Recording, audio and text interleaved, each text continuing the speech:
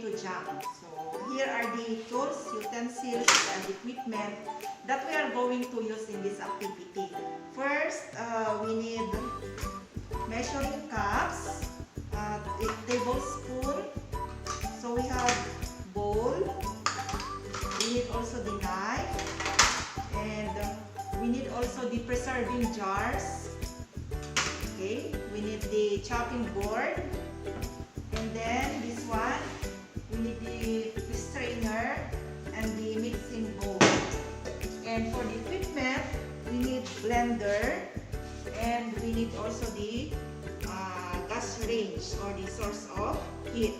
So we will use also casserole and cooking pan. Okay, so for the ingredients, we need tomato. So always remember, class, that the ratio for tomato and white sugar is 3/4 cup white sugar and 1 cup tomato pulp. Okay, so we need the white sugar. So mas maganda, class, na gamitin natin ang white sugar over the brown sugar. So we need also a tablespoon of salt, and we need also the tablespoon of calamansi for the source of pectin. Okay, so first, for the first step, you are going to wash the tomato with tap water.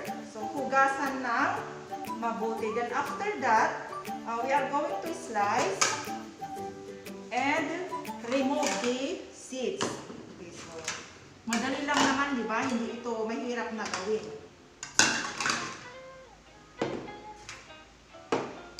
Okay, so i-demonstrate ko lang kung paano, although I know na alam na ninyo ito.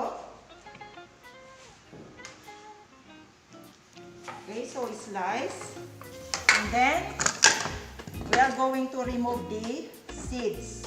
So after removing all the seeds of the tomato, you are now going to blanch or boil the tomato for 2 minutes. So the tomato was boiled already.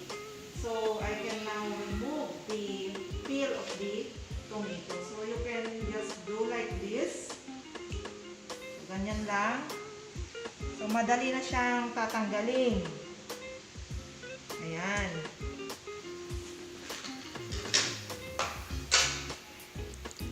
Okay, so pagkatapos matanggal lahat ang balat ng kamatis, you can now blend the tomato. So if wala kayong blender sa bahay, guys, hindi yan rason para hindi kayo makagawa ng tomato jam. You can cook it directly kahit even without the blender. So the tomato was peeled already, but before that, kaya pala pinapatanggal ko yung buto at saka yung balat kasi hindi sila kailangan sa paggawa ng jam. So yung buto, pwede nating itanim. So hindi siya masasayang, guys. And then, yung balat din kasi hindi nilalagay kasi hindi siya madaling tunawin. So kailangan lang natin sa tomato is yung pulp. So after peeling the tomato, we will now blend it. So gaya ng sabi ko kanina, hindi natin kailangan na i-blend kung walang blender. So ganito lang, guys.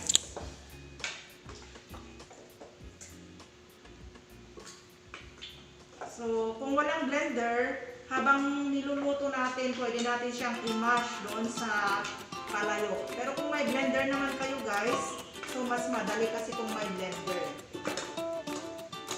Okay, so be careful ha sa paggamit ng blender. Hindi pwedeng bata ang gagawa dito. So hindi naman na kayo mga bata.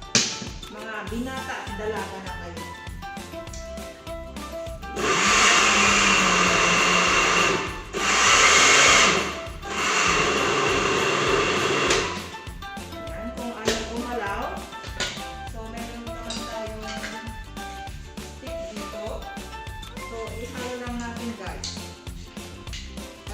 Gagalaw siya.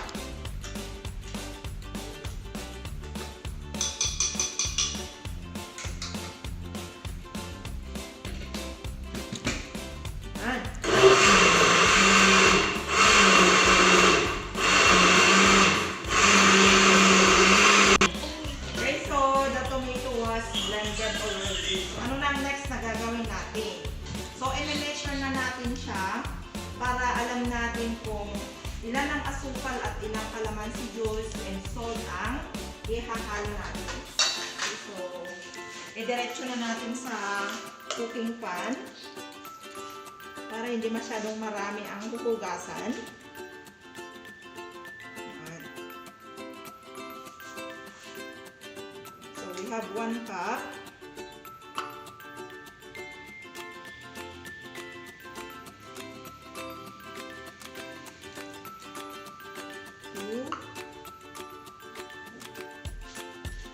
So we have 3 cups. So this is 1.5 kilos of tomato. Okay, so wala nang masasayang na kamatis pag alam natin na mag-add ng value doon sa product. Halimbawa pag oversupply ang kamatis, pwede natin gawin na jam. So i-transform natin yung fresh tomato into tomato jam. So mabibenta natin siya in other form of product. And by the way guys, huwag kayong gagamit ng metal ha sa pagluluto ng tomato. So we have to use a wooden spoon. Ang effect kasi niyan is magkakaroon ng discoloration. Okay, so we have 3 cups of tomato. So ilan ang ihahalo natin na asukal? So I said a while ago that for every cup of tomato, we are going to add 3/4 cup of sugar.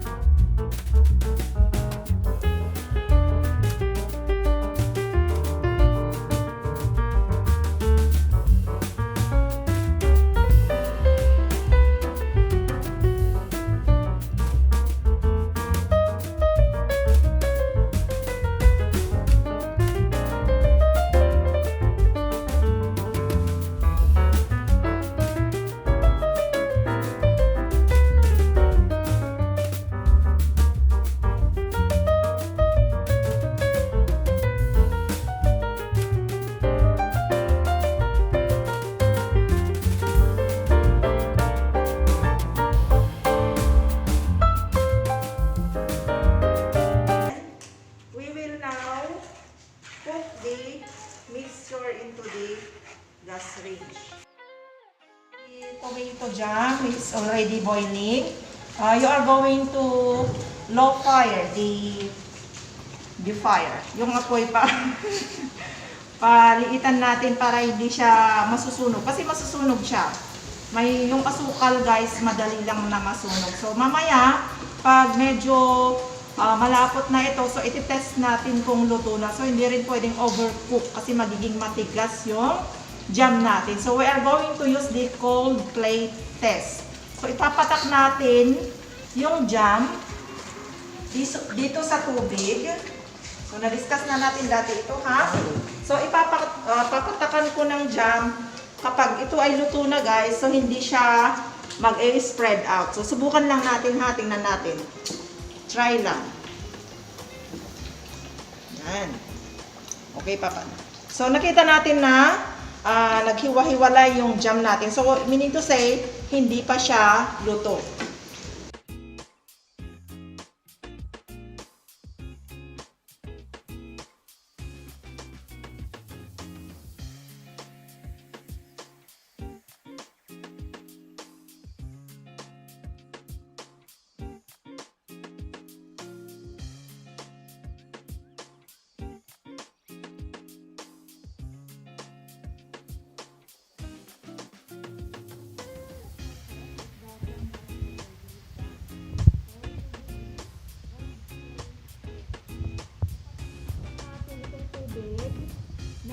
kung mamumuo siya, so it was already cooked or done.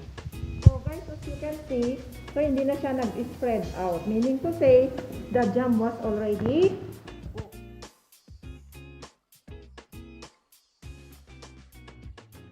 Takpan natin pero hindi ma-tight. So we are going to pasteurize this one. So kung personal consumption guys, ito mamaya pwede nang kainin. Pero halimbawa, later on pag gawin ninyong commercial, ibebenta ninyo, you have to pasteurize it para to ensure na magtatagal yung product natin. Dapat hindi nagkakaroon ng noise. At least 10 minutes. Ayan. So in low fire ha, hindi siya masyado.